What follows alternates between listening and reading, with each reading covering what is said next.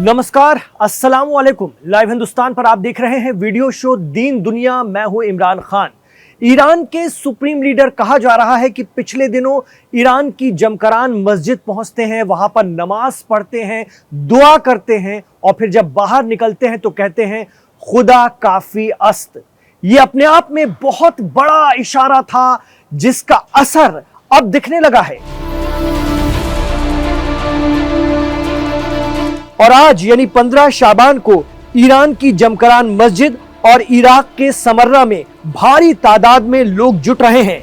जी हां, वहां लाखों लोग इमाम मेहंदी की विलादत का जश्न मनाने इकट्ठा हुए हैं।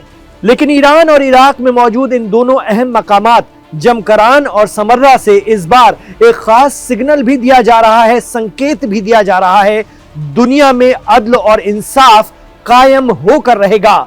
दरअसल ईरान और इराक में एक बहुत बड़े तबके का फेथ है कि इमाम मेहदी इस दुनिया में आएंगे। यही वजह है कि जमकरान, समर्रा और करबला से ऐलान हो गया है कि जालिम के आगे किसी भी कीमत पर नहीं झुकेंगे। तो मौजूदा सूरत हाल में इमाम मेहदी की विलादत का दिन यानी 15 शाबान इसलिए भी खास हो गया है क्योंकि इसे अमेरिका और ईरान के जो मौजूदा तनाव हैं उससे जोड़कर भी लोग देख रहे हैं और इसको लेकर सोशल मीडिया पर काफी चर्चा कर रहे हैं, काफी जश्न मनाया जा रहा है ईरान में और इराक में इमाम मेहदी की विलादत पर। लेकिन यहां से एक बहुत बड़ा पैगाम भी निकल गया है। वो क्या है, इसे ध्यान से सुनिए और जिस तरह की कार्रवाई हो रही है, जिस तरह की हलचल हो रही है, उसे भी हम समझने की कोशिश करते हैं, डिकोड करने की कोशिश करते हैं।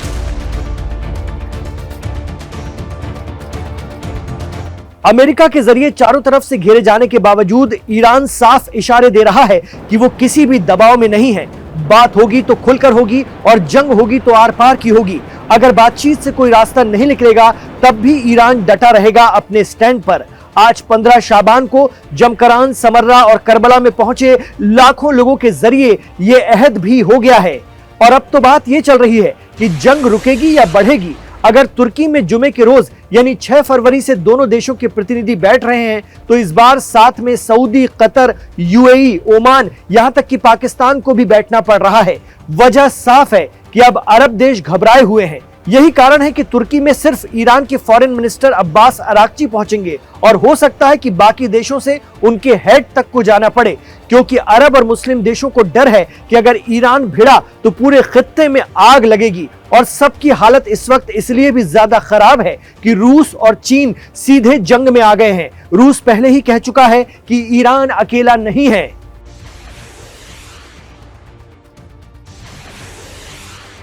और दूसरी तरफ चीन का एक रहस्यमय जहाज यूएसएस अब्राहम लिंकन से बहुत दूर नहीं है।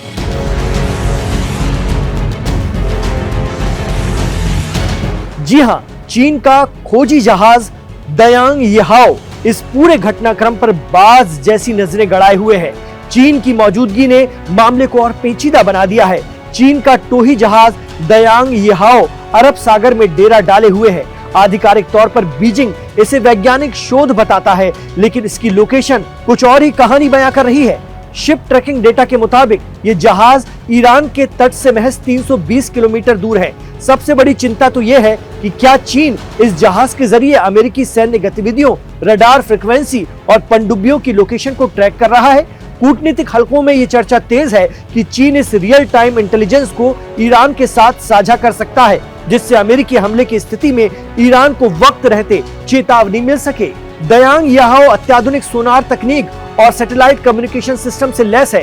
ये न केवल समंदर की सतह से नीचे पनडुब्बियों की लोकेशन बल्कि ऊपर हो रही हलचल को भी ट्रैक कर सकता है। रिपोर्ट्स के मुताबिक चीन, रूस और ईरान के बीच बढ़ते सैन्य सहयोग को देखते हुए यह आशंका है कि चीन अमेरिकी नौसेना की गतिविधियों का रियल टाइम डेटा ईरान के साथ साझा कर रहा हो तो चीन का इंटेलिजेंस सपोर्ट ईरान को मिल सकता है।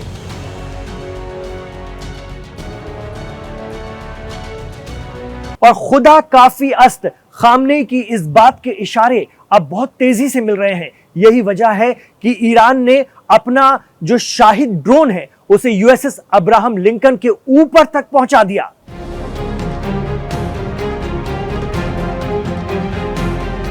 ईरान मामलों के एक्सपर्ट बताते हैं कि बड़ी बात यह है कि ईरान ने अपना शाहिद ड्रोन सबसे बड़े और आक्रामक अमेरिकी जंगी बेड़े यूएसएस अब्राहम लिंकन पर पहुंचा दिया।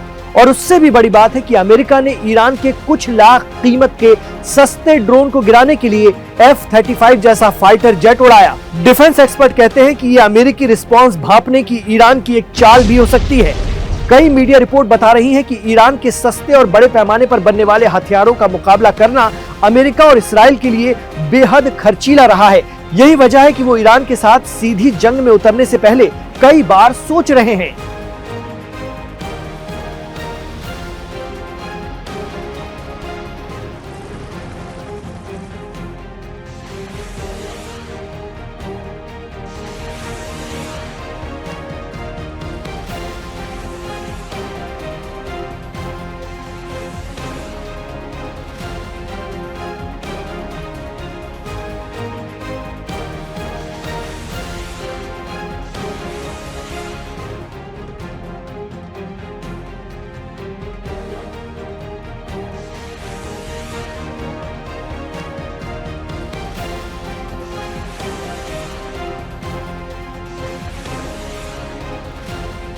तो जमकरान और समर्रा में हर बार की तरह लाखों लोगों का उतरना, लेकिन इस बार एक अहद, एक ऐलान, ये बहुत सारे वो इशारे हैं जो बता रहे हैं कि ईरान कुछ बड़ा करेगा और अगर उस पर अटैक होता है तो वो बहुत ताकत से उसका प्रतिरोध करेगा। आपको क्या लगता है 15 शाबान को ये मैसेज दुनिया को मिल गया है?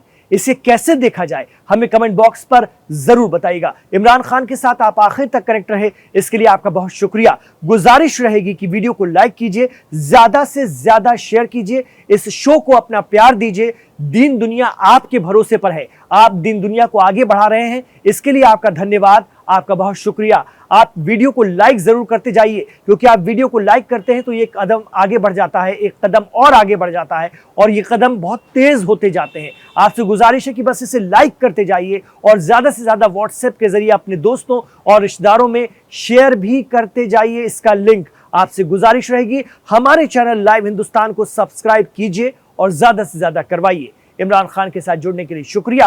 अपना ख्याल रखिए, अपनी दुआओं में हमें याद रखिए।